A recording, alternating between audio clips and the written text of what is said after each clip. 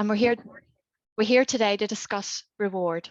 My name is Nicola Barber. I'm the chair of the CIPD Northern Ireland branch, and we're joined today by our volunteer team who are delivering this session. So a big shout out to George Alexander, who led the team.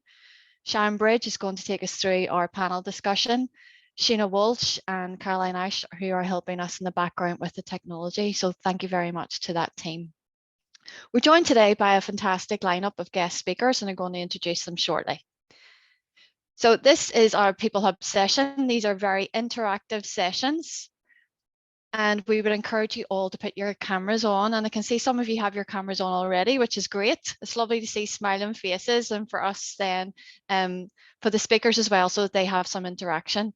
So this is a very, very interactive session. So please use the chat function, ask questions throughout the session, and join in and ask questions in the discussion as well, because this session is for you, our members, and the more you interact, the more you're going to get from it.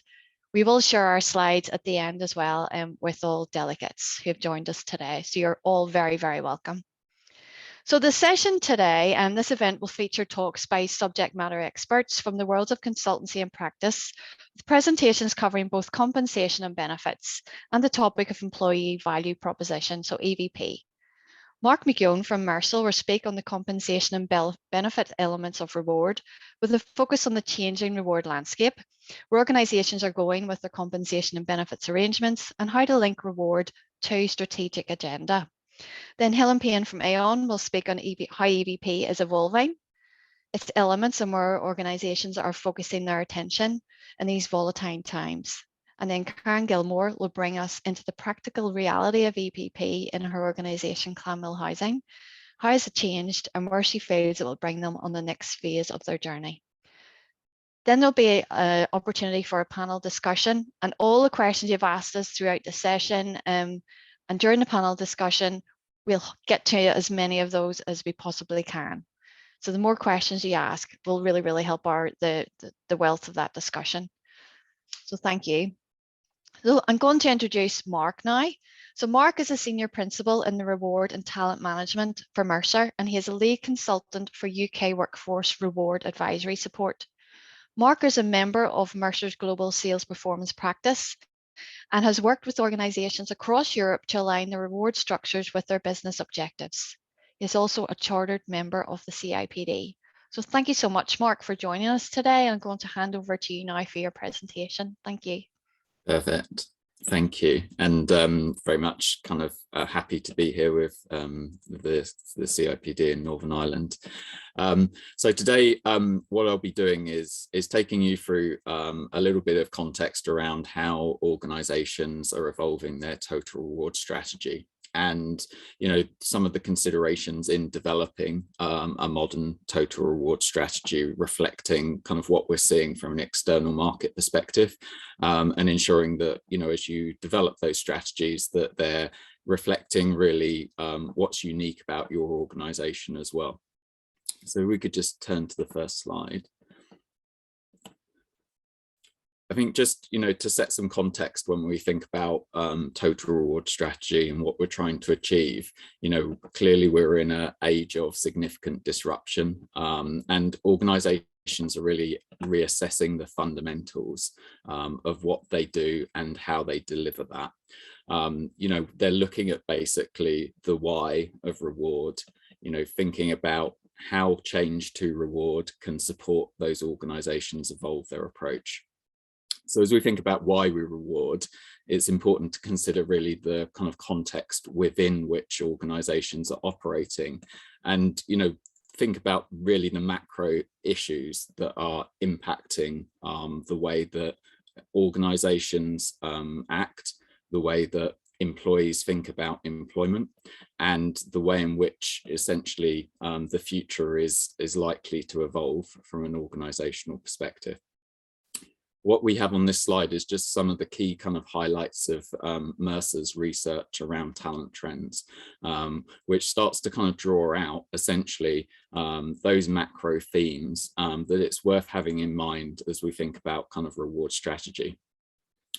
Just to kind of take you through these themes, you know, fundamentally we're seeing kind of 5 major trends which are covering a mix of drivers, including changes to business, employee preferences and the changing nature of work. That's impacting fundamentally the way that organizations need to structure their rewards to remain competitive. And this is, a fundamental driver for how companies are thinking about kind of change for the future. So just to take you through these themes, the first on the left-hand side is thinking about relevance. We know investors and society is increasingly looking to organizations to take leadership on a wide range of issues, including things like ESG. That's reflected in a strong emphasis on values and purpose within organizations, and how organizations' reward is clearly an important indicator of what's valued by those organizations and what's prioritized. So making sure as we think about the reward approach that we're taking into account the values and purpose of the organization in the design and the principles that we apply is becoming increasingly central to what's important and how we communicate our reward proposition. The second element here, which we're drawing out, is working in partnership. And again, as we look at kind of what's changed since the pandemic, and we look at, record levels of, demand for employees and record kind of levels of employment within the market, we've clearly got a tight labour market where accessing the right talent has become very difficult. That speaks to the need to think about the employment models that organisations operate and evolve the thinking that we have around reward, thinking about, for example, how the reward proposition relates to contractors or gig workers, as well as traditional kind of permanent employees. Thinking about kind of changes in expectations when we look at the employment model. Employees are expecting a more personalized approach to how they work, and they're typically also expecting greater fluidity in their careers as well. So how does reward ensure that we don't have barriers between that movement? How do we make sure that as we design our proposition, we're able for individuals potentially to come in and out of our workforce in a way which kind of makes sense and is supported rather than hindered by the reward system? The third kind of pillar here really is focused on well-being, but also from an employer perspective, kind of delivering productivity. And that requires an engaged and healthy workforce. So, what we've seen is the ROI of investing in wellness has become very evident over the last few years.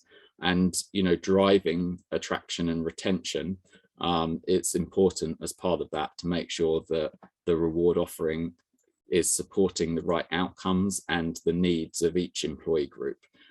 So absolutely central to the employment decision, and the way in which we construct kind of a compelling reward proposition is now not only those financial elements, but also the balance of how an organization is supporting employees and the different needs that they have. When we think about employability as well, for a number of years, clearly, work has been changing. There's significant focus on digitalization and automation, and we're seeing that basically what were kind of in-demand skills yesterday are becoming legacy skills today.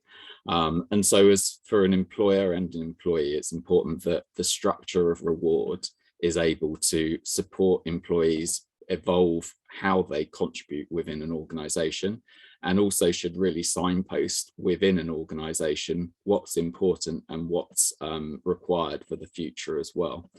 That's important to make sure that the business can grow, and it's also important from an ESG perspective as organizations look at their role within society as well. And I think the last element just to kind of bear in mind when you think about kind of, the impact of a reward and the alignment of reward is, what we terms here as harnessing collective energy. From a Mercer perspective, that's talking about the desire to change the work environment, find new ways of maintaining community and drive collaboration, and ensure that employees are equipped and supported to drive the types of change that are needed for organizations to basically evolve. We've seen that, for example, in the tech industry, the reward programs that those organizations have used to really drive innovation and change. Those types of practices are becoming something which have been adopted by organizations in other industries as well. So thinking about kind of why we're rewarding, what parts of those macro themes are relevant for our organization context is really the starting point for thinking about reward strategy, and also to understand how organizations are changing what they do and why they're making those changes as well. So we just move to the next slide.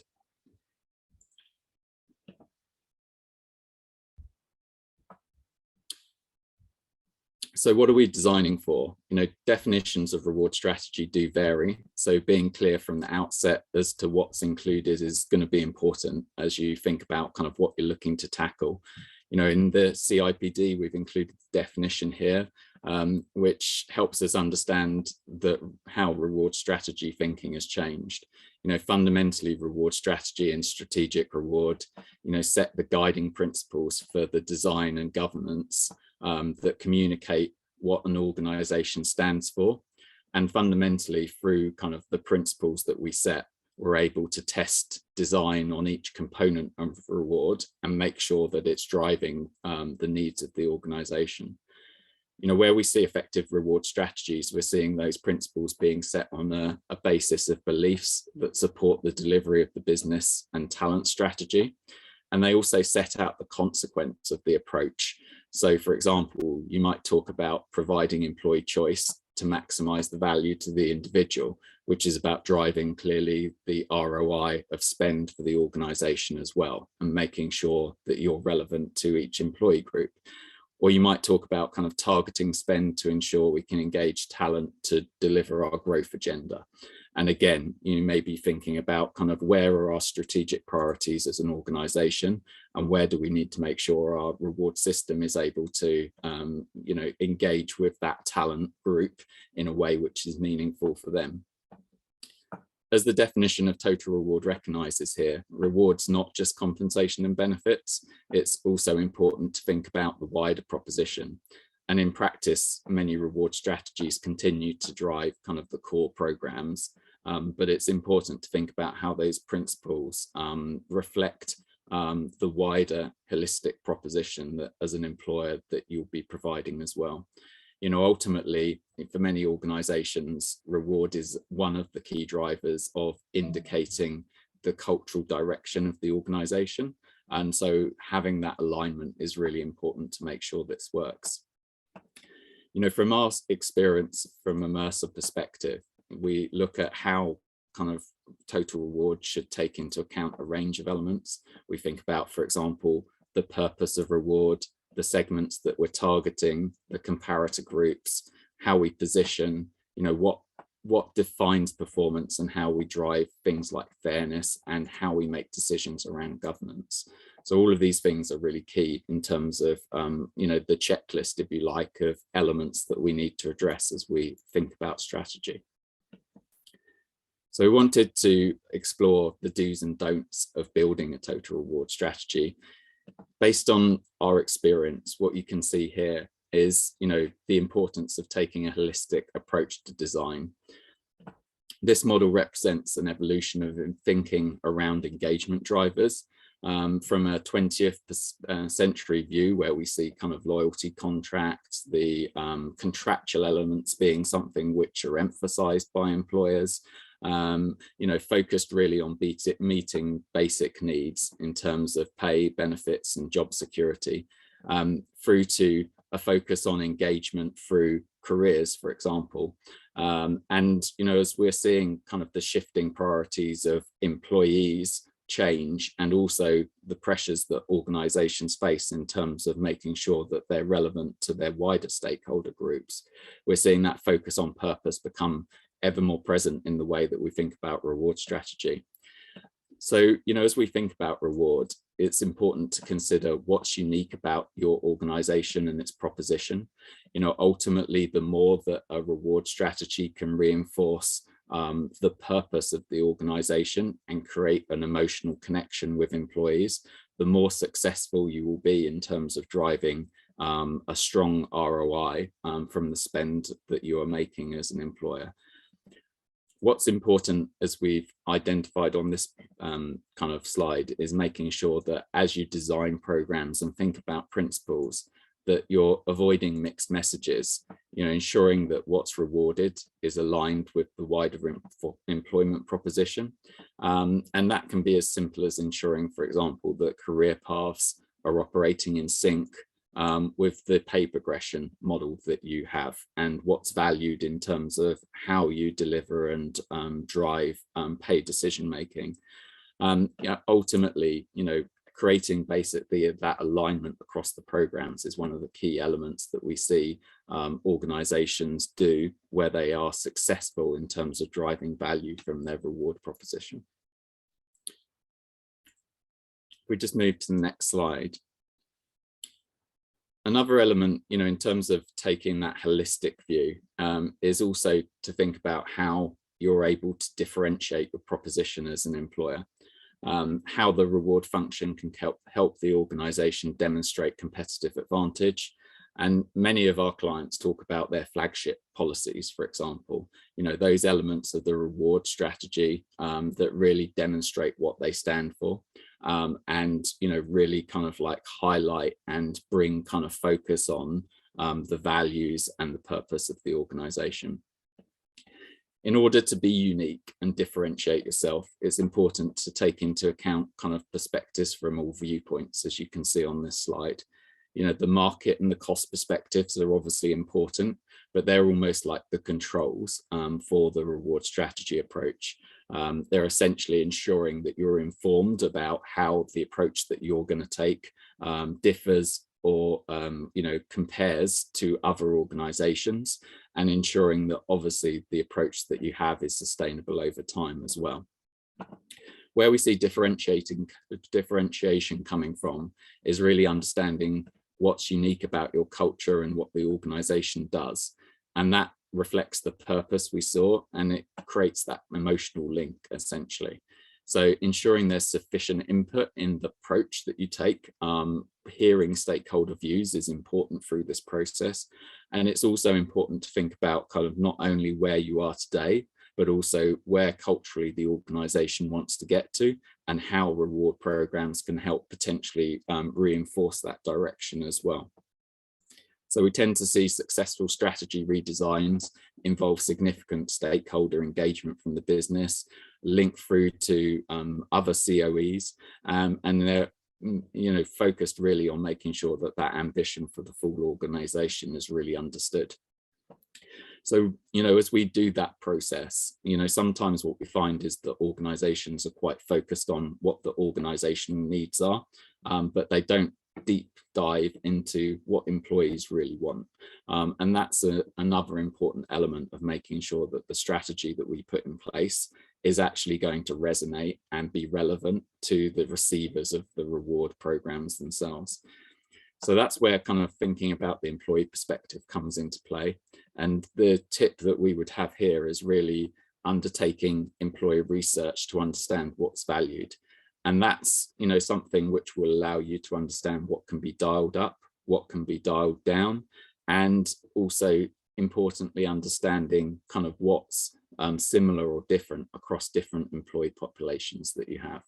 And again, when you think about reward strategy and evolution, we're seeing more employers think about, is the needs of the reward structure the same for all of our employee groups, or should we be taking a different approach for different groups in order to make sure that we're driving the right relevance? So having that insight from employees is important. I think, one of the areas that we've seen the most value that organizations have driven through completing reviews is not only thinking about the employees they have today, but also thinking about the talent that they're trying to reach as well. So in our experience, getting, for example, an external perspective through analysing what's said about you on things like Glassdoor, for example, can really drive some quite strong insight.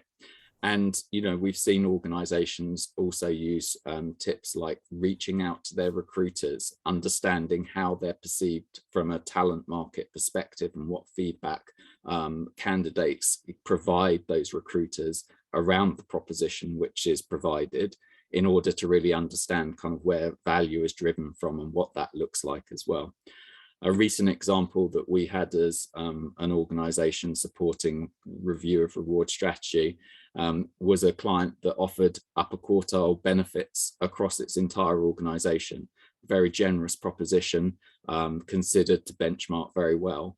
But when we spoke to recruiters, what we found was that the benefits proposition was considered to be complex, it was considered to be confusing, and it lacked relevance to individual candidates. So the value of that was discounted from a market perspective. And that was a real concern, and something that, was, important to address when we thought about the future design and the reward strategy approach that we took. So we just move on to the next slide.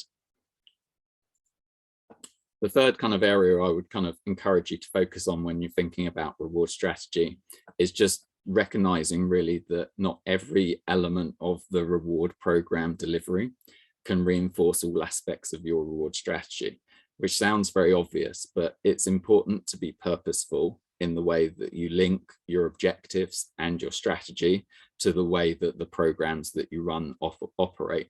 And importantly, therefore, how you communicate those programs and link them through to the wider purpose that you have for those programs, and the way that you communicate them alongside other initiatives within the organization.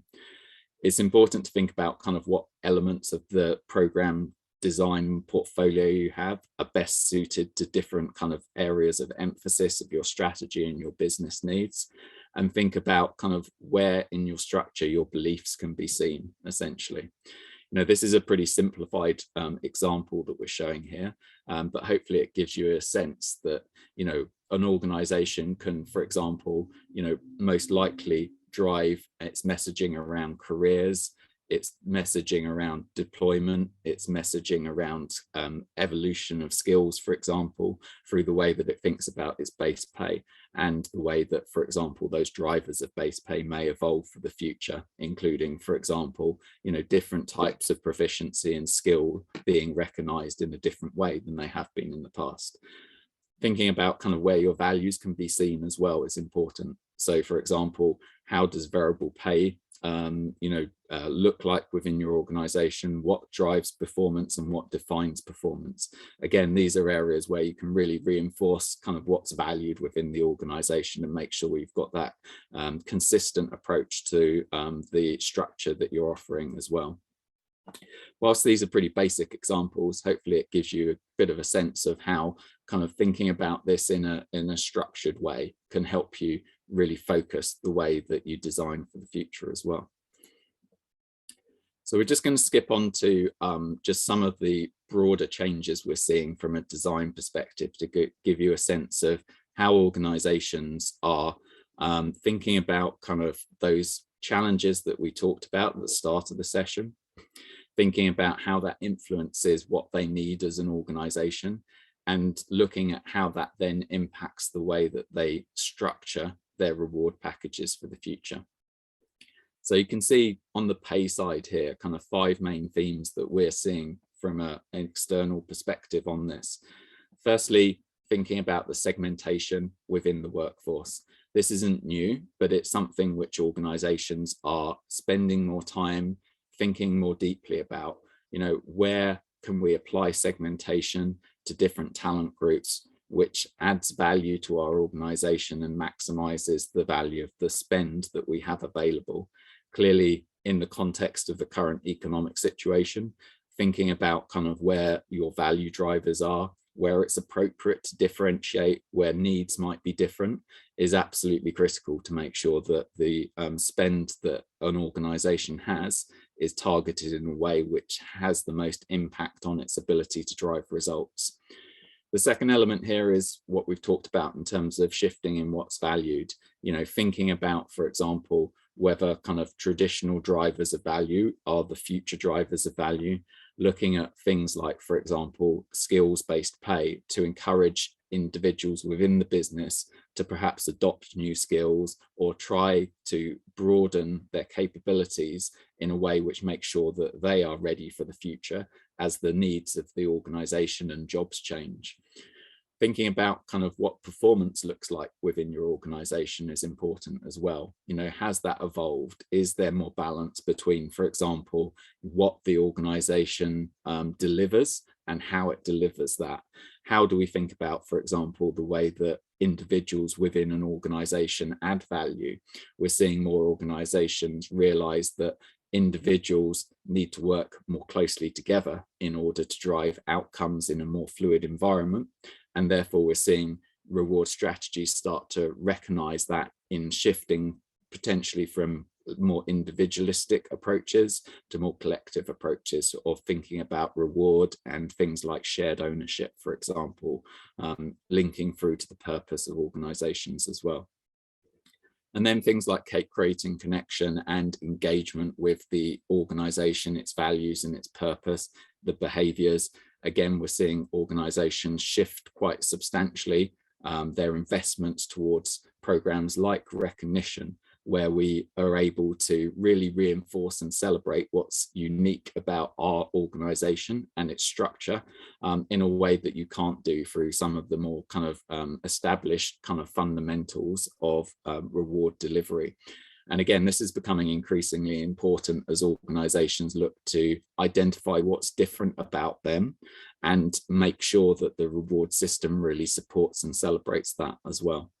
And the final element here is just around transparency. So being clearer about basically the commitments that the organization has, the way in which the policies themselves drive, basically those commitments, and provide employees with greater visibility to the way that their careers can progress, what that might mean, and the decision drivers for reward in terms of compensation as well. So again, all of these are kind of areas where we're seeing shifts in the way that an organization thinks about what its pay system looks like. And lastly, on the benefit side, I think, similarly, we're seeing, a prioritization here on making sure that as we think about the benefits offering, that benefits offering is reflective of the fact that within organizations, there's a far wider range of talent groups that need to be reached for the future, and a greater diversity of needs than organizations have recognized in the past. So you can think about kind of this in terms of ensuring relevance of the benefits offering, ensuring that individuals feel connected to the organization, and ensuring that that experience feels personal to them. And so we're seeing, for example, organizations redefine their policies around what's covered and not covered in a way which meets the needs of a broader set of employee groups. We're seeing stronger focus, in the way that an organization thinks about things like its investment strategies behind its pensions to reflect, for example, the ESG agenda. We're seeing greater kind of support to different ways of working, and organizations providing, essentially benefits which enable individuals to work in different ways. And we're seeing, a recognition that wellness is more broad-based than it was in the past, and, making sure that there's a fully holistic view when we think about kind of what programs we offer and how we target those programs as well.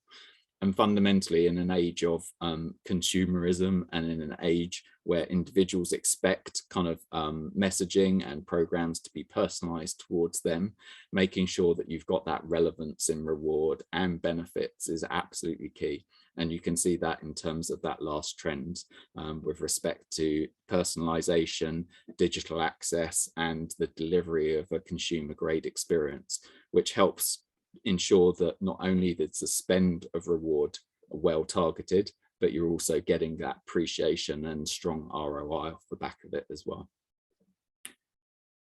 So hopefully that's been useful, and I'll stop there and just hand over to Helen, who's going to take us through some of the strategic elements of the EVP approach. Thank you, Mark. And I have to say, I was nodding throughout your presentation, and a lot of the themes which you touched on will be continuing in the next 20 minutes as I talk about employee value proposition. If we go on to my first slide, which has a bit of a definition. What is an employee value proposition? Well, we describe it as an experience that an employer provides in exchange for the performance and contribution of its employees. So essentially, it's about defining what you stand for as an employer and why somebody should choose to come and work for you and to continue working with you. If we go on to the next slide, we've also done a bit of research. This has come from Aon's Global HR Pulse Survey.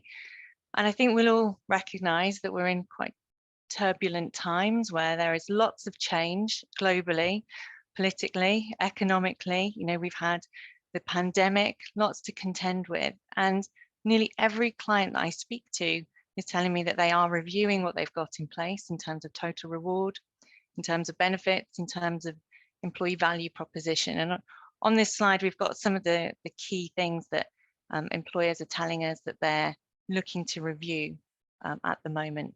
And you can see it high up there. Unsurprisingly, we've got the flexible working, and then linked to that on the right-hand side, you can see how that impacts the employee experience. You know, we're not just thinking about how people feel when they come into an office anymore. We're very much trying to create an employee experience that is consistent regardless of location, whether you're in an office, whether you're working remotely. How does that impact the whole employee value proposition? How do we make sure we get that consistent feeling across the career development, compensation and benefits, recognition and work-life balance? And that's really what EVP helps us to do. It creates a framework on which we can hang decisions around all of these different elements that make up what it's like to work in your organization. So if we go on to the next slide, we've got some key questions here on the right-hand side. But important, I think, when we're creating an employee value proposition, much like the total reward strategy, as Mark was talking about, is that we don't think of just about today, we think about tomorrow, we think about what our future needs will be. We need our employee value proposition to be compelling and differentiating. You know, it's got to tell people what makes you different. But most important, and I'll come on to this in a bit more detail on the next slide, is about authenticity. It's all very well writing a list of things that we would love our organization to be, but it has to be authentic. It has to be what people really feel and experience when they come and work for you. So I thought I'd put some questions down that would be a really good starting point for anybody who's thinking about creating an employee value proposition for the first time, or perhaps reviewing something that's already in place. And often what we find, if it's not regularly revisited, is that things can get a bit stale, and maybe employee value propositions have been, written in the past, but they're not really embedded in the organization. They're not really something that's used. So if you feel that might be the case, this is a great place to start and start really thinking about what it needs to be in the future. And the first one is, are you aligned? So this comes back to all those points that Mark was making around your purpose and your organization, your business and your strategy, is making sure that the experience you're creating for your employees is aligned to those things. Next is thinking about future readiness. So what capabilities do you need to succeed in the future as a business, and what kind of employees will you therefore need to attract and retain to make that happen? And then asking yourself if you actually are securing that strategic talent. Have you already got those people in place? If you do, is it about retraining some of those people? And if not, how are we going to go out and attract that talent?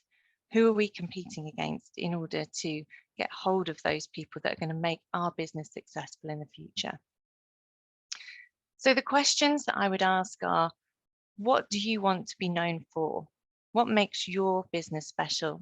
The purpose, exactly as Mark says, the purpose and the emotional connection, that's your unique selling point. What is it? Find that out. What do your employees expect from you?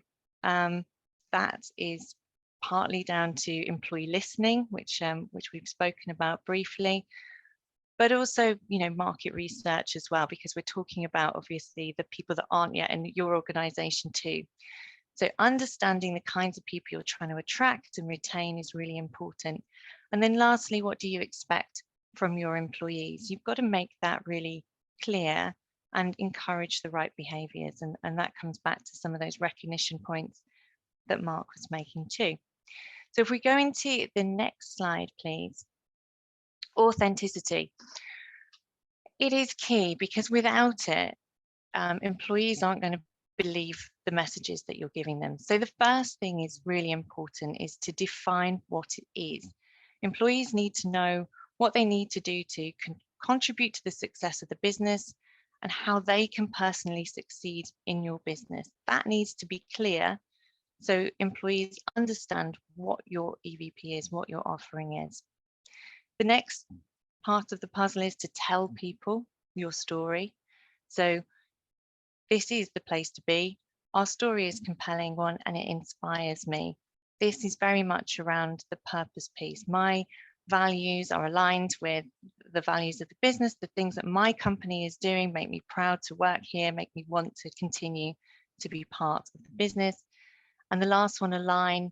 This is about making sure that what you say is what you get. So many times I've gone into organizations and I've seen their website. I know what they're telling people in the recruitment process. I know what picture they're painting to the outside world. But then when you look under the bonnet at what's actually happening, what experience people are getting once they're in the organization, it's often very different. So money's been spent on the front end to make it look lovely and glossy, but the truth is, underneath the bonnet, there's a whole different experience. And that will make employees switch off. It will lose that emotional connection, which we've already said is what's really important in building the desire to be loyal and productive and to go that extra mile for the organization. And that really is what creating a good employee value proposition is all about, that emotional connection. So if we go on to the next slide, we've listed some of the things which you may already have in place here, but employee value proposition often straddles multiple parts of the business. Multiple different stakeholders need to come together in order for this to be an holistic experience. So it needs to deliver financial value to the organization, value to the employees.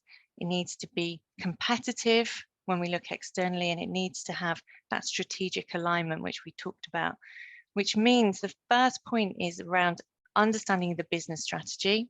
So exactly as Mark said up front, it's making sure that that is understood, and then that influences the human capital strategy, or the wider, I guess, HR strategy and total reward, then forms part of that. And the end deliverables, the benefit scheme design, the communications and so on, all fit together. So it's important that all of these things are considered as a whole, and that all of the different stakeholders which might be involved in any of these particular areas do come together. And then when we're looking at setting our objectives and measuring our success, we need to do it in two ways. We need to be looking inside out, but also we need to be looking outside in.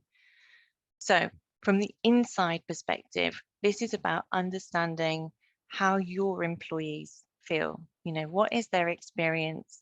How happy are they with the current state of the employee value proposition? And what impact is that having on retention? What impact is that having on mobility and growth and continued sort of career development in the organization?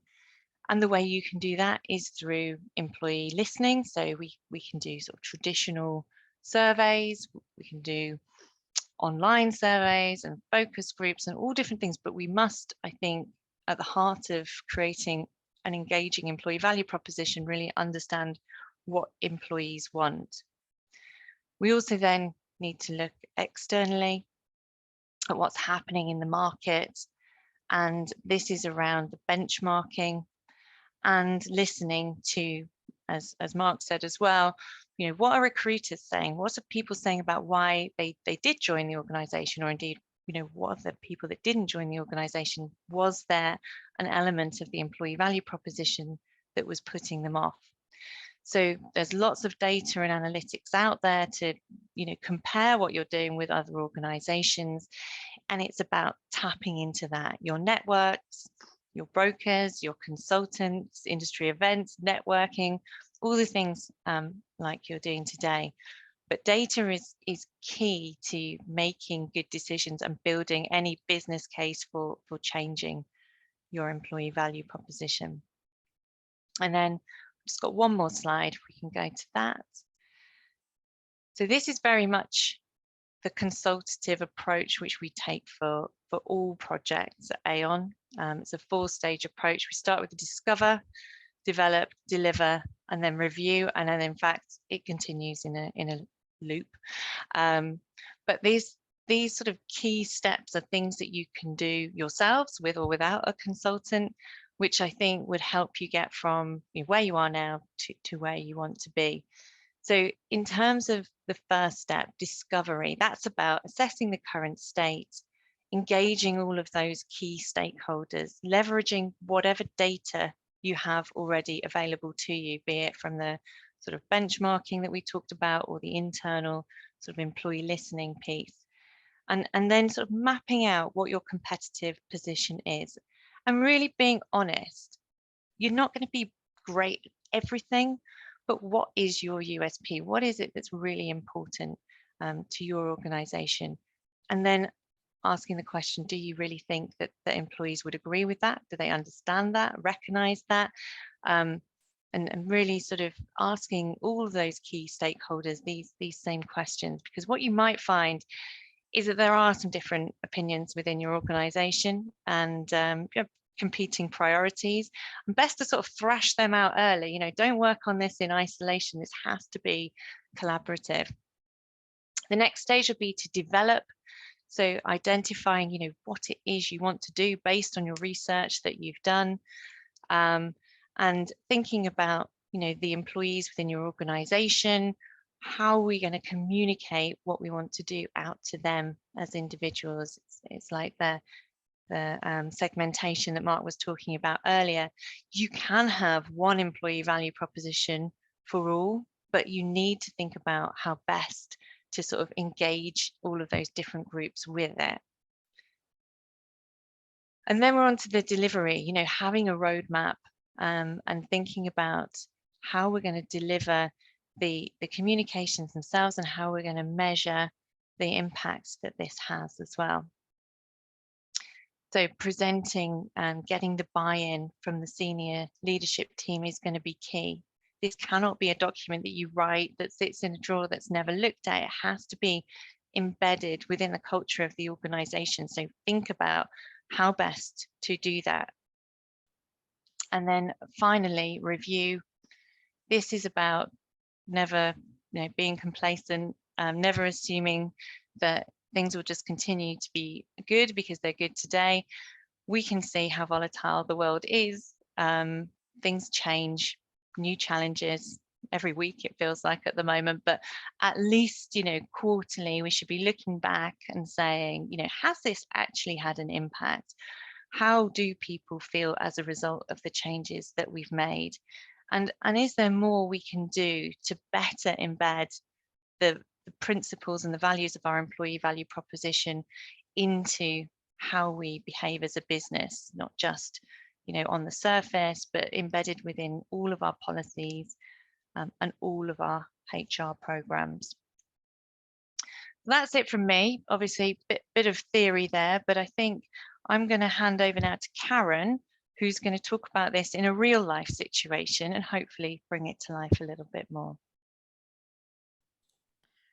Afternoon, everybody. I don't know about you, but I just wanted to stay listening to Mark and Helen because I have about 5 pages of notes just watching their presentations as well. Good afternoon, and thanks very much. I'm delighted to join you all today. And you know, Mark and Helen have both talked about, you know, the theory that sits behind why this is a really, really hot topic, and why this is, I suppose, right across certainly right across our sectors at the moment is being discussed in boardrooms, because I think that is, you know, we talked about the talent war, we've talked about where we are. I said to someone recently, you know, 5,000 years in HR, and I think this is the strangest, weirdest, most challenging, and actually then nearly really most exciting time as well. So there's just lots to kind of grab on this one, and I'm not saying that we are perfect at all, but we're definitely getting our heads around what we have been trying to do over the last couple of years. So just wanted to share a wee bit of that with you. I'm happy to be challenged, and I'm definitely not going to have all the answers. So so forgive me for that one.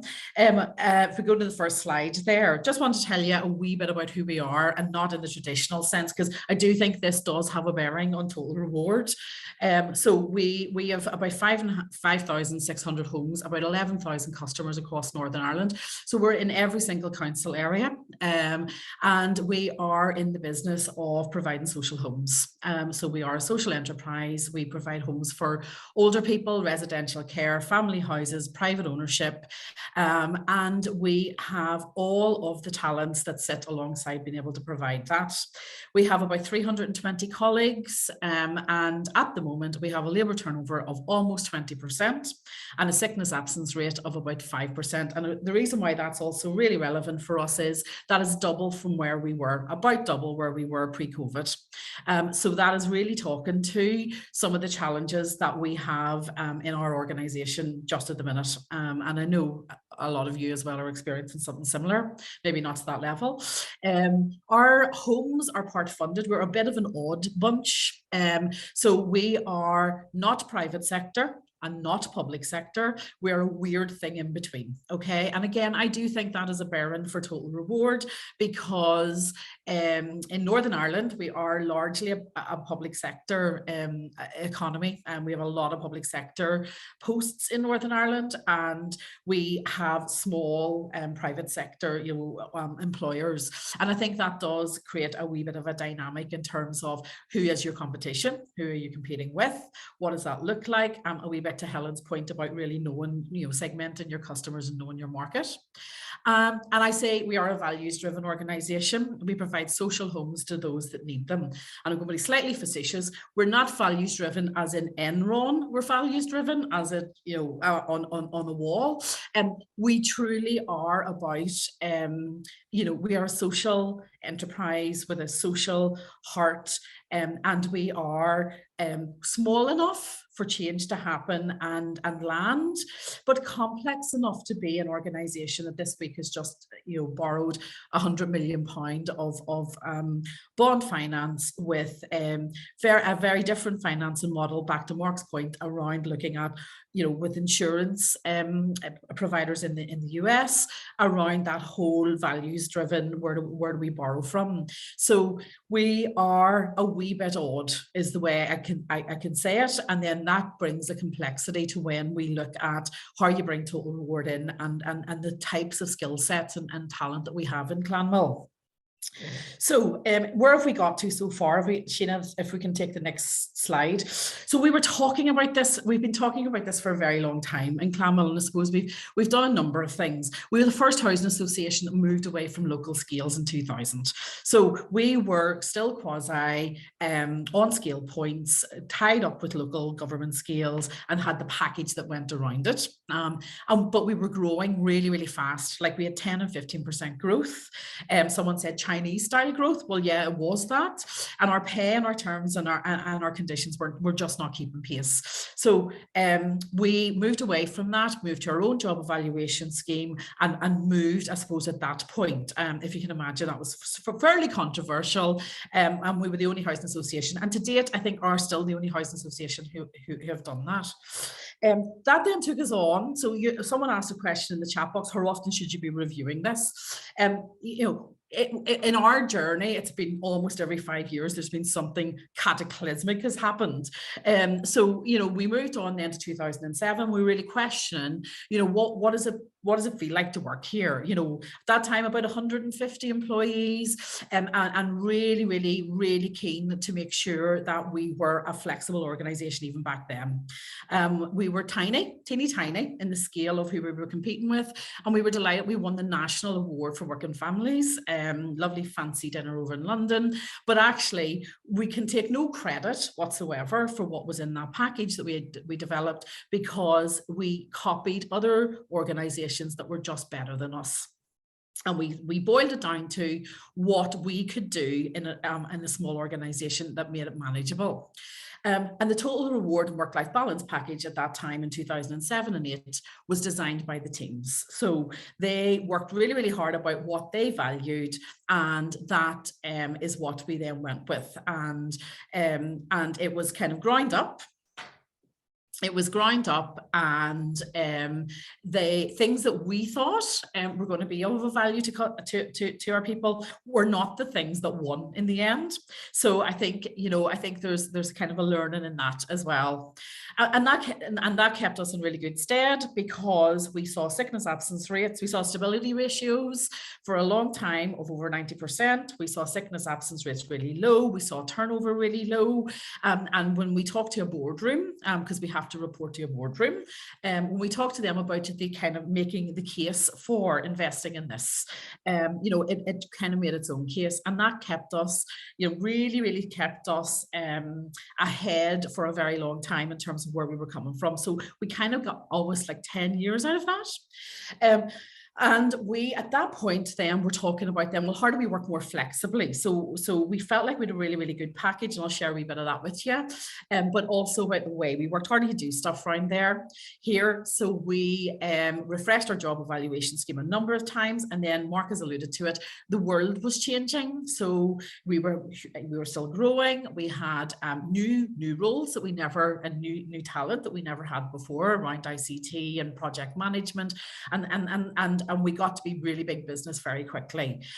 So we had to think about who and how we attracted all of those people. So we were running residential care homes, and we had a care element to our business. And at the other side, we were running, you know, multi-million-pound development projects out on the ground, building new homes, drawn down bank finance. So you can imagine the scale. And I always remember a comment. My HR manager came from IKEA, and within like 2 months he went, "Who do we compete with again?" Because you know, we have that breadth of kind of of talent within the organization. And then we're back full circle again. So structural review carried out in 2019.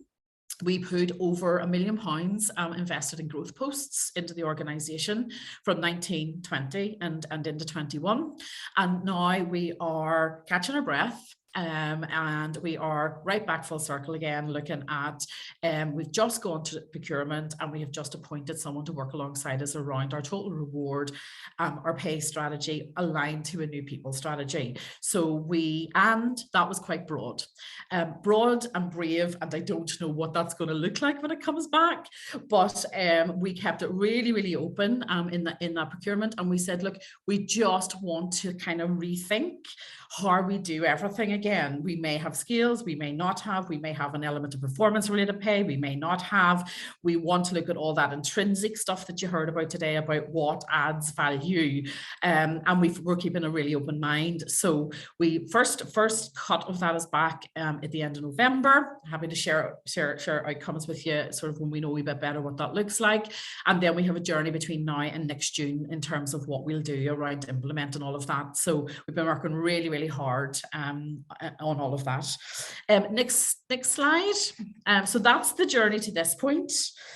Just to give you a sort of flavour, if I just and these are more practical things.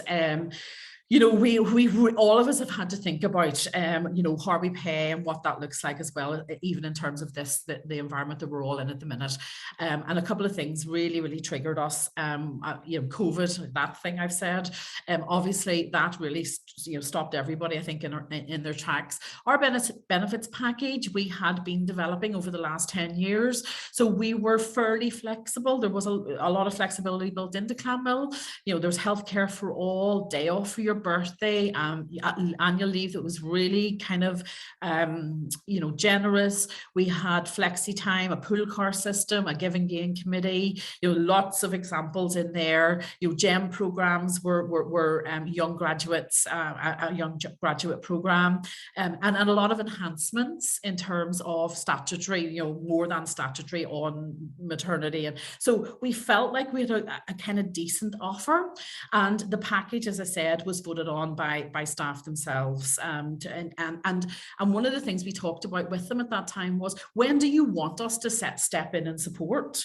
So even asking open questions like that can also really help you to define where you need to target, you know, where you need to target what the total reward looks like for your organization. But then came COVID, and we had to think about home and agile.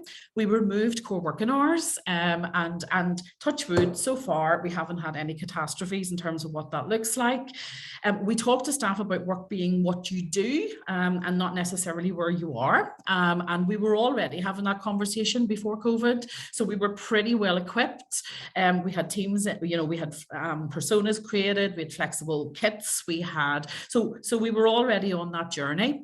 And we have had to recognize then, and I think Helen touched on this, the different categories of staff that we have in our business, because, for example, that flexibility applies to some, doesn't apply to all. If you're working in a care home, you're on rota systems, and you're 24/7, and the flexibility around that can be limited. We've been really honest with our teams, and one of the things we've talked about in the home and agile approach is, you know, does it work for customer, does it work for the team, and does it work for the individual? And when we're asking those three questions, we've been really honest about what we can and can't sustain.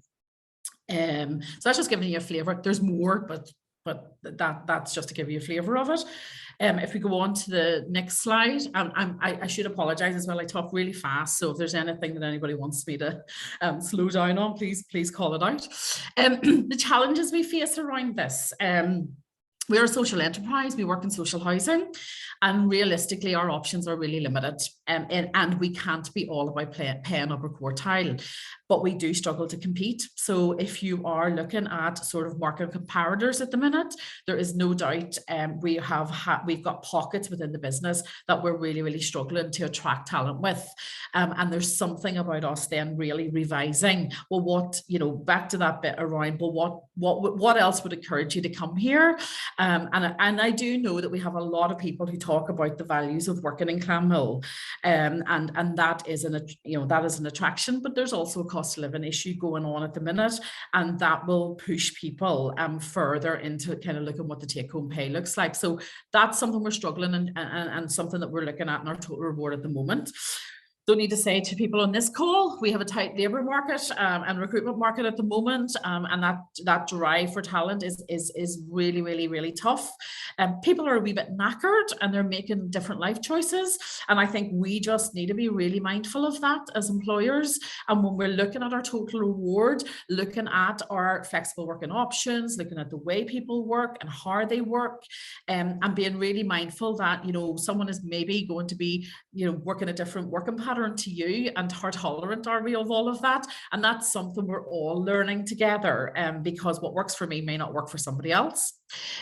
People want to see that connection of ESG, and there's no doubt about that. We are seeing that right across the piece. There's lots more conversation about environment. There's a lot more conversation around social value, and how people connect with social value in the organisation and what we do. We are a social enterprise, but we obviously also are procurers and buyers, and we work in communities, and there's so much more that we are working with our teams on about how we do better around that space. Jobs that are valued, we are having a real conversation in the organisation at the minute around that freedom in a framework idea. And this talks to empowerment. It talks to having, you know, at the top level, a really kind of engaging strategic plan. And I'll tell you about that in a wee minute.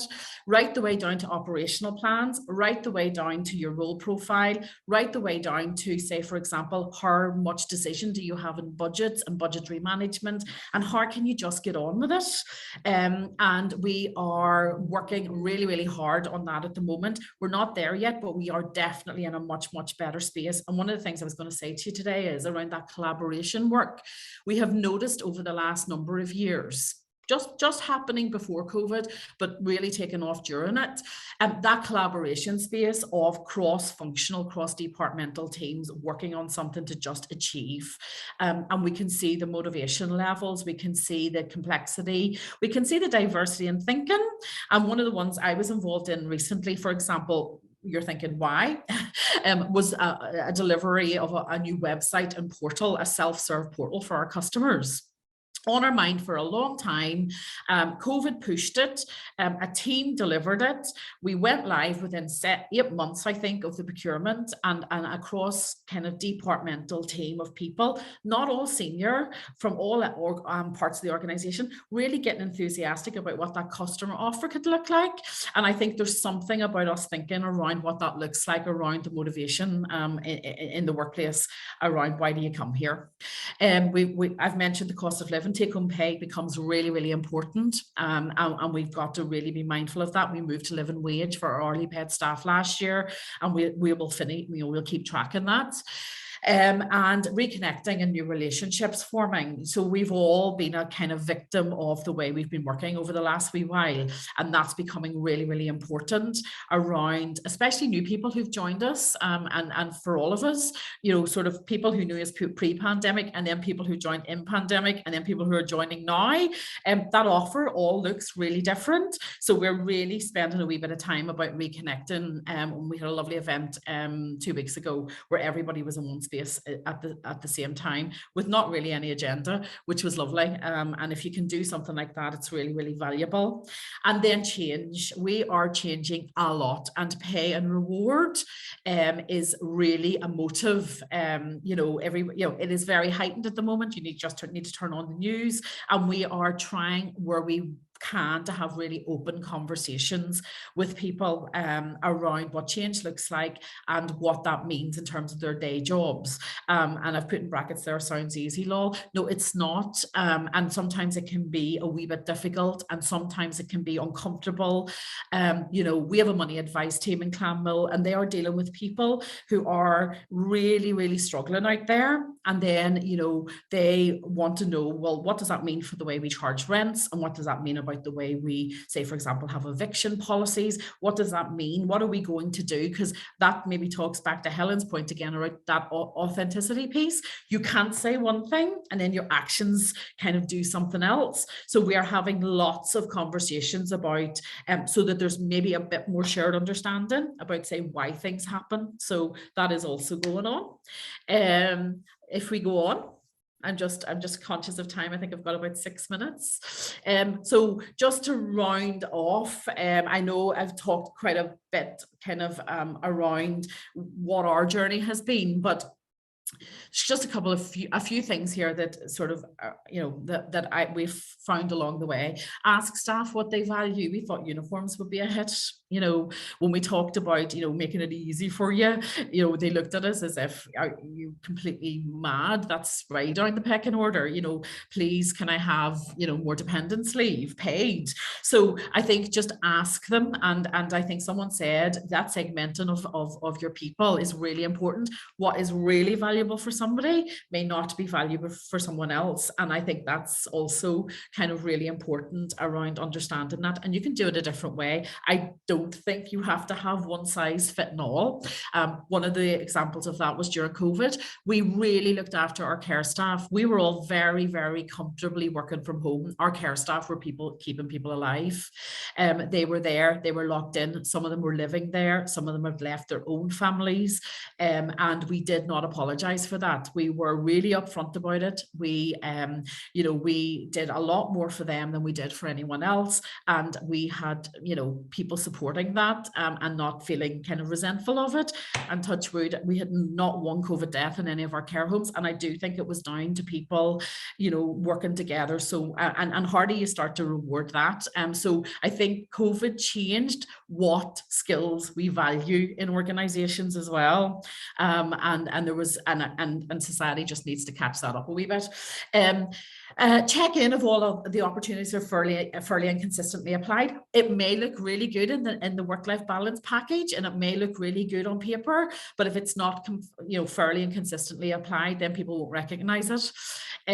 Do your people, and that's about line managers. I mean, that's about spending time with line managers so that they know what's available and they keep that kind of open mind, growth mindset when things are, when they are looking at approaching situations. Do your people know what rewards are there for them? Internal comms really matters. And again, I'm really lucky because I have the comms team who sit in our team. So sometimes that can also help. But keeping people aware of what is there and what's available, you have to keep doing it because people sort of forget. Be mindful, the quirky doesn't always land. You know, we've tried loads of quirky over years, and then people get really cynical about that. And it's not to say then when they do become cynical about it that it's a bad thing, because sometimes people are just cynical. But I think it's making sure that you're not spending money really on things that are gimmicky, when actually maybe it's back to that value proposition. It could be something, you know, spent somewhere with so much more value. There's another few just to finish off with. Yeah, honesty is the best policy. Someone talked about transparency. I suppose you know, be as transparent as you possibly can. We publish our pay evaluations. We've got an internal SharePoint page. All of that is up there. They can see that. They understand. We communicate how we've arrived, say, for example, at our pay awards. There's a lot of that. I know that sounds easy. I know not every organization has got the luxury of that. But I do think it really does help minimize grievances and you know, people fill in the gaps of what they think happens. So just be as transparent as you can do. Purpose, vision and values linked to recruitment, performance, the way you do stuff around here. People have to have conversations and understand that rewarding, and that's rewarding good behavior. It's rewarding you know, internal promotion. Things should be linked to how values are displayed, and people should know and feel that. So we've done a big piece on the performance management framework about a year and a bit ago. So that's just bedded down, and on there is really honest conversations. During all of this, I thought I said I would mention to you, we rewrote completely from the ground up with our customers and our colleagues our 5-year strategic plan. Board, customers, colleagues, stakeholders, during COVID 2021. And we had a whole suite with definitions now of new values. It made us stop in our tracks and really consider, well, what is it like to be in this organization? What is it we value? And we've ended up with something that, you know, as I said, was written by customers. It's not a corporate document, and everyone has it. Everyone refers to it, and everything else flows from it. So some of the, you know, the definitions in there, I'll just read you one of our values. We talk about our values guiding us. Whilst what we do is vitally important, we think about how we do it is equally important. We have our own way of doing things. It's what makes us unique at Clanmill. We are all different. Our values are the heartbeat of our organization. They guide the way we behave, the decisions we make, how we're experienced, what we leave behind, and how we support our customers and our communities to thrive. And it's written in their words. So I think that's really important. If you can kind of try to get to a space where you can link that right through. And for example, the people strategy follows the same principle. The customer strategy follows the same principle. The asset strategy follows the same principle. intentional around what you're trying to leave behind. And the last one is just total reward statements, small, simple thing. I think if you go on to the next slide, there's just a small sample of it. You know, every year, instead of just sending, and this is a dated one and it's blanked out and it's out of date, so don't be quoting me on the values in here. We give people, look, what did your year look like in Clanmill? You know, if you got sick, full pay, if you got professional subscription paid, if you went to conference attendance, what was your personal development, how much did we spend around, you know, what did your like little swarries and team lunches cost, what did, so that total reward statement gives people at least an honest space of how much we've invested. It's really blaming unwieldy to do. We're trying to automate it this year. That'll be fun.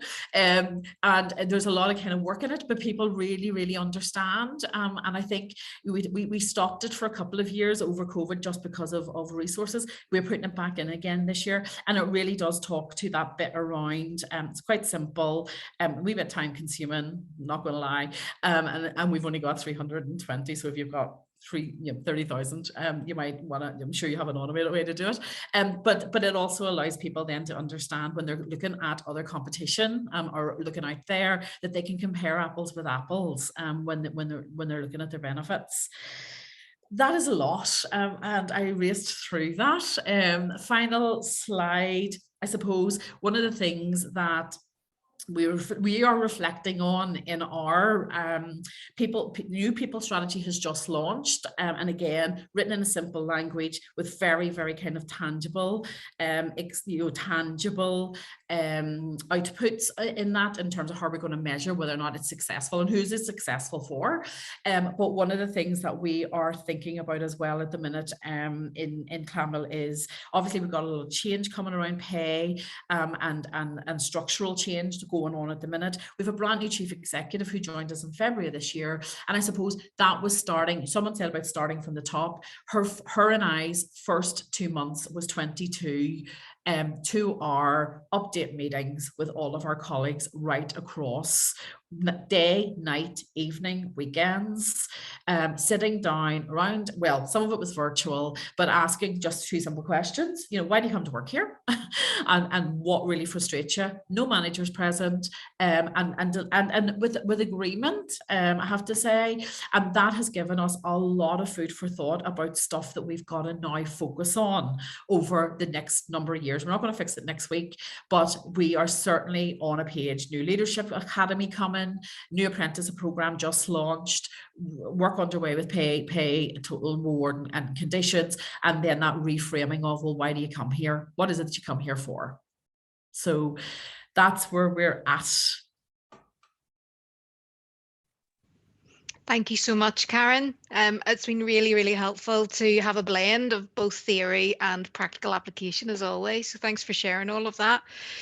I've got some questions then. I'm just going to work my way through them. We are getting a bit short on time, but Mark, there were 2, and I know you've responded in the chat box to them, but maybe if we could just come to you first of all to see if there's anything else you want to add. There was a question from George that says, is it possible to develop a reward strategy which fairly differentiates between your current employees and then new employees coming in? Any thoughts on that? I think, you know, most organizations will put kind of equity and fairness at the heart of what they're designing for. Certainly recognize that there are kind of talent challenges around attraction and retention, but I think effective strategy needs to make sure that where you do have those capabilities internally, that you're also enabling the organization to build capability and recognizing that as well. So, you know, typically what we see is that, you know, there will be kind of pressure points. The segmentation needs to work internally and externally in order to be effective. And, you know, for most organizations, they get far better return on investment by driving and rewarding individuals developing within the organization and having to buy in talent. So I think it's worth kind of taking those external pressure points as also an indication of what's going to be important for you internally too. Yes, thank you. And I think you've answered this one as well, but how often would you suggest reviewing and updating your reward strategy? And I know you mentioned measuring it against reward KPIs. What kind of reward KPIs would you suggest are most helpful to look at? Yeah, I think, you know, you need like it's like the culture and the values and the purpose of the organization. You need an element of continuity around the strategy in order for you to really embed and see the benefits. So I wouldn't revise it too often. It's more important to actually embed it properly, you know, and that's where I think, you know, what was interesting about the case study from Karen was the fact that, you know, spending time on communicating is really important and embedding that as well. I think just in terms of, you know, sorry, you know, the broader elements there, you know, from a KPI perspective, we typically see, you know, organizations monitoring engagement, monitoring usage of different parts of the kind of program, you know, looking at, you know, effectively what's being requested by employees as well, and you know, essentially thinking about almost those moments that matter within the employee life cycle as well, and getting feedback as people come back from life events or, you know, have trigger points in their employment relationship, how they felt about that experience. So, you know, a lot of it is the core KPIs that you would measure from an organization perspective, but it's also worth thinking about kind of how total rewards is linking through to how people experience employment at different points in their journey with you. Can I pick that one up as well, Sharon, if you don't mind? I'm going to be a bore, all right? I'm going to be a complete bore, and I'm going to link it right back to your kind of company performance as well. So I said to you, we did a gap analysis, a review of capacity gaps in the organization in 2019, and it really identified, you know, a huge gap between, say, executive director level right down to kind of manager level. Nothing in your performance, in your housing, you know, just in your delivery in terms of KPIs. So for us in our organization, obviously we have your finances around gearing and interest cover and all those types of things, and that, you know, we have issues around void management on our rent roll and our, you know, all of that. And one of the things that I do think we sometimes shy away from is where we put in investment. It is an investment, and I keep saying to people, so we have a really robust space around business casing. If you are requesting new talent into the organization, and we really push our managers to think about, well, okay, we put that in, what's that going to look like? What's that going to look like for voids? What's that going to look like for the customer experience? Are we going to move that? You know, and I do think it's really, really important that you are able to connect, you know, what you're rewarding, what you pay. I mean, we've got the biggest, you know, in Clanmill, you know, my responsibility is one of the biggest budgets that we have. And when you talk to people around that, I think it's really, really important that everybody understands right throughout the organization that it is an investment. Yeah, and the benefits realization of whatever you're investing in is so important to map out right at the start, isn't it? About what you expect to see or what your ambition is to see on as the return on that investment, so you can monitor it the whole way through. I think it's really important. Okay, any thoughts from any of the three of you about whether the move to flexible benefits is sort of stalling or not? Any observations, thoughts on that one? Maybe Helen, have you got anything there? So our experience is that the number of companies offering flexible benefits is still increasing. And in fact, that the technology that's available now is much cheaper than it was years ago when I first started in the industry, at least. And it's made it more accessible to companies that aren't fully online. So a lot of companies that we work with might be in retail, manufacturing, construction. Previously, these weren't really industries that offered flexible benefits, but now that there are, you know, app-based solutions, and nearly everybody, I don't want to you know, generalize too much, but has a smartphone, you know, and does everything, banking, shopping on their phone, you know, there is an expectation that the benefits are equally accessible. And yeah, I think that there is still, you know, companies adopting this that didn't have it before. Yeah, thank you. I'll pick another one from George. And maybe if we can come to you, Karen, on this one. What risk lens should we adopt when developing an EVP and total reward strategy? Yeah, so this is another really interesting one, George.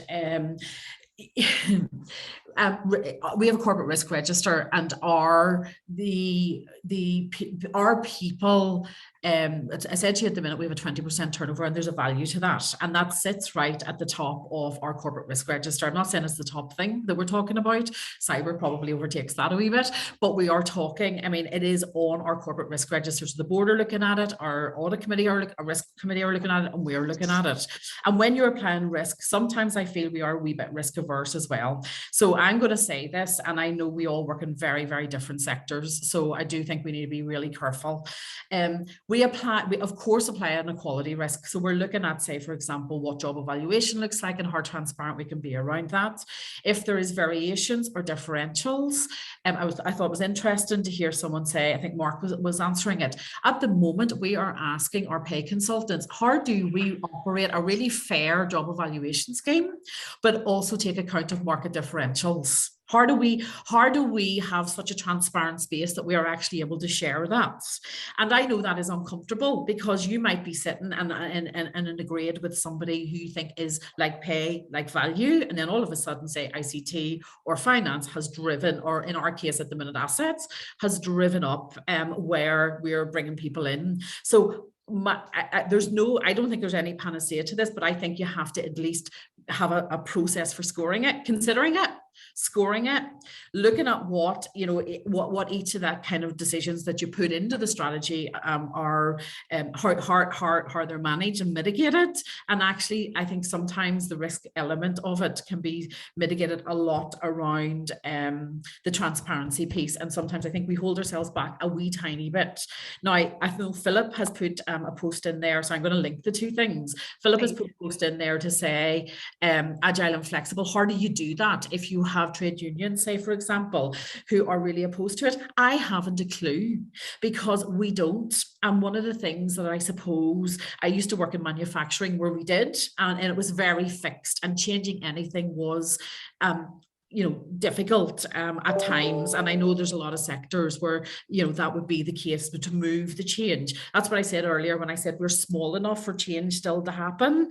And we do a lot of dialogue and conversation. So we have a staff consultation forum, for example, that would get beneath some of these things. So I don't know if I fully answered it, but I do think you need to know what the risks are. I think you need to score what the risks look like. And I think you need to be open about what the mitigations you have in to manage them in your strategy. And I said to you before as well, we didn't make any apology about, say, for example, we only paid bonus payments during the COVID period to our care staff. We were really open with everyone else about that. Yeah. Thank you. I'm not going to maybe pick the software packages that automate reward statements. If anybody has a suggestion they want to do outside this meeting, I'm sure Colin's on LinkedIn, or you can touch base with them some other way to provide some of those recommendations. I work for an organisation with 5,500 staff. We did implement the reward statement functionality that came with our massive HRIS system. We kept it on for a year and we took it off. It was too complex, too complicated, and you needed an army to actually make it work, given the variety of benefits that we provide across the UK. But that's only my experience. There could be fantastic software providers out there that automate that for you. So get in touch with Colin if you do. Gillian, I'll take your question, and that'll probably be our last one. So with increased expectation and desire for transparency, what considerations or tips could you share for salary range transparency? They're planning to publish ranges next year and with really clear comms. Any tips or advice from any of the panel members? Mark? Yeah, I think the main point here is be prepared. Yeah, I think ultimately organizations need to follow a path of transparency to drive value, and certainly the future value of a career is pretty compelling as well. If you can see the career path and what that possibility might look like in pay bands in the future, then that's pretty engaging in itself. I think, in terms of preparation, it's about making sure that managers are able to have the right conversations and rationalize the decision making that the organization is making and stand behind it. If they're not leading it, or even if they are leading it, it's starting with the capability to have that mature conversation, basically.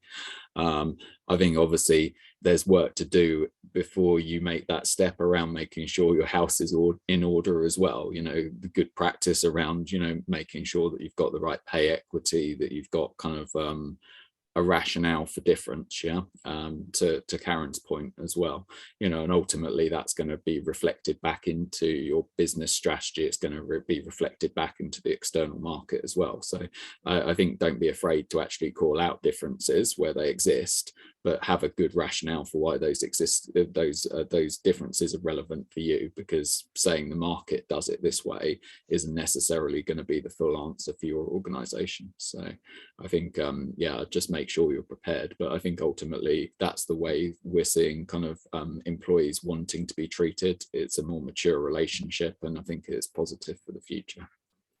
Thank you, Mark. And that draws our Q&A to an end. Thank you all for being so involved and engaged, and we will get the slides out to you, but I think that's our session over. Nicola, unless you want to come in and give any final thoughts. Yes, just give some final thoughts. Thank you so much, Mark, Helen and Karen. Absolutely fantastic to have you with us today and to share your research and your insight and your experience and all that practicality and how you actually bring all of it to life. I know I got a great deal from the session today, and I hope all of you, our members who have joined us here today, did as well. So we did bring the subject area of reward to the People Hub session because as a branch, we surveyed our members, and you, our members, told us that you wanted to hear more around reward and the reward space. So this is why we've delivered this session today. So we did listen and we've delivered. So thanks again to the speakers. Just to give you some insight, we're running a number of different awards. We've got a really busy, jam-packed business plan of fantastic events that we're running throughout the year, and some events to close out 2022, just so you know about them, are already on Eventbrite, so get booking. They're free to our members, and also there'll be fantastic guest speakers at those as well. So we have a student induction coming up on the 20th of October, which is a virtual event. We've got an organizational development workshop, which is going to be an in-person half-day event. So it's going to be a really super event, so come along to that, get booking. And then we've got another People Hub session in December, 6th of December, about upgrading your CIPD membership, which is a very topical subject, and we'll have help at hand to steer you in the right direction on that as well. So it'd be great if you could join us. We're going to be circulating some tips for you, or some points of reference around the reward space that are available on the CIPD website on reward. So do take time when you have a few minutes to explore that website. Lots and lots of resources on there that you can explore, use, print off, and really avail of in your own organisation. Lots of research that maybe would help inform board papers or things that you're taking forward to your management team. So have a look at that, and we'll summarise some of those and circulate them. What we do as a branch, we all volunteer our time, and we're really passionate about delivering for our members. So these types of events that we're putting on, we really value your feedback as members. So at the close of this event, you will receive a survey, and be really terrific if you could take a couple of minutes to give us your feedback. And the reason for that is that we listen to that feedback, and we will work on any suggestions to step improvements in our upcoming events. So it's really, really critical to us, and it'd be great if you could cooperate and complete that survey. And then as a little bonus point for doing that, we'll share the slides with you from today. Yay. So that's, see if there's anything else I have to share with you today. No, that's all the information I wanted to give. So once again, thank you very much to Mark, Helen and Karen. Absolutely fantastic to have you. I know that I've taken down pages and pages of notes of all of the things that you shared with us today. And I hope everyone gets something from it that they can bring back to their own organisations. So thank you, everyone, and thanks for joining us at our People Hub session. Thank you. Thanks Bye. very much. Bye.